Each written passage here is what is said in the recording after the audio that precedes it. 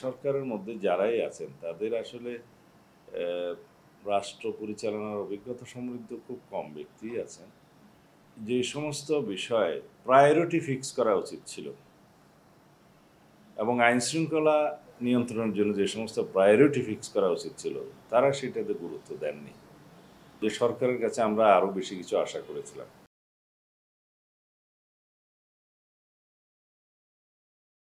এই বর্ষপূর্তিতে আসলে সরকারের কার্যক্রমের মূল্যায়নের জন্য যথেষ্ট সময়, কম সময় নয়। এই হিসাবে যদি আমাকে নিরপেক্ষ এবং নির্মোহ মূল্যায়ন করতে বলেন, তাহলে আমি বলব যে সরকারের কাছে আমরা আরো বেশি কিছু আশা করেছিলাম। এই জাতি আরো অনেক বেশি আশা করেছে। তো যেহেতু একটা অনির্বাচিত সরকার এবং একটা বিধ্বস্ত রাষ্ট্রীয় পরিস্থিতির সময়ে তাদেরকে দায়িত্ব নিতে হয়েছে, বিধ্বস্ত অর্থনীতি, ব্যাংকিং ব্যবস্থা সমস্ত কিছু একটা লুণ্ঠিত অবস্থার মধ্যে তারা পেয়েছে এবং আইনশৃঙ্খলা পরিস্থিতি বলতে গেলে একদম শূন্যের কোঠায় ছিল। সেখান থেকে এই সরকারকে বিভিন্ন পদক্ষেপের মধ্য দিয়ে কুড়িয়ে কুড়িয়ে আস্তে আস্তে হাঁটতে হয়েছে। আর জনদাবির কোনো শেষ ছিল না। মফ কালচারের সৃষ্টি হয়েছে। ডেমোক্রেসির পরিবর্তে মবক্রেসির একটা টেন্ডেন্সি দেখা গিয়েছে। এত সব কিছু বাধা বিপত্তি অতিক্রম করে যে পর্যায়ে তারা এখন উন্নীত হয়েছে, সেটা আমি বলবো তাদের পক্ষে এর বেশি অর্জন করা হয়তো সম্ভব ছিল না। তবে জাতির আশা অনেক বেশি ছিল, আমাদের প্রত্যাশা অনেক বেশি ছিল। ব্যর্থতা যদি দেখেন সেক্ষেত্রে কোন কোন বিষয় আপনার চোখে থাকে?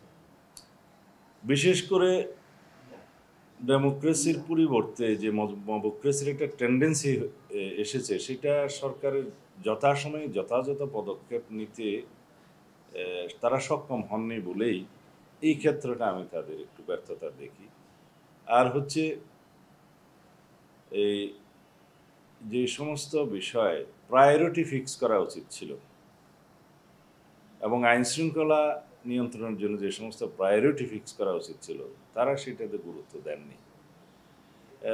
দেওয়ার কারণটাই হচ্ছে সরকারের মধ্যে যারাই আছেন তাদের আসলে রাষ্ট্র পরিচালনার অভিজ্ঞতা সমৃদ্ধ খুব কম ব্যক্তিই আছেন এবং যে ব্যুরোক্রেসি তারা পেয়েছেন, যে ব্যুরোক্রেসি এবং পুলিশ অ্যাডমিনিস্ট্রেশন সর্বক্ষেত্রে তারা যেটা ইনহেরিট করেছেন, সেটা একটা এমন অবস্থায় ছিল বা এখনও আমি বলবো যে ভঙ্গুর অবস্থায় আছে, যে তাদেরকে দিয়ে ঠিকমতো অ্যাডমিনিস্টার করা, প্রশাসন চালানো, রাষ্ট্র পরিচালনা করা খুবই দুরূহ।